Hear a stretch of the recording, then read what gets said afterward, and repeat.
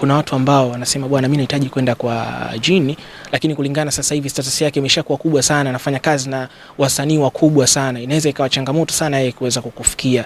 Watu kama hawa unawaambiaje ambao wako mtaani wanatamani kukufikia wewe, lakini kuna matumaini ambayo washakata kutokana na status yako sasa hivi imekuwa ni kubwa zaidi?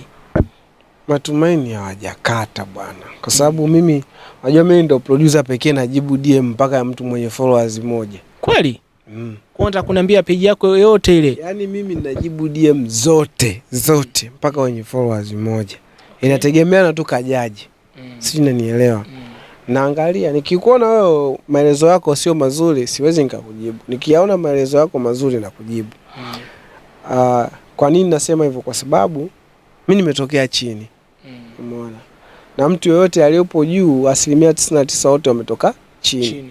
So huwezi ukadharau mtu kwa sababu yuko chini kwa ukubwa wako. Ukubwa si kitu. Kwani wangapi walikuwa wakubwa sasa hivi wako chini? Kama wapo wengi. Kwani wewe unataka kuniambia wewe mwenyewe hujui kama kuna wasanii walikuwa wakubwa sasa hivi wako chini? Kuna maproducer walikuwa wakubwa sasa hivi wapo chini. Kwa maisha ni kupanda na kushuka.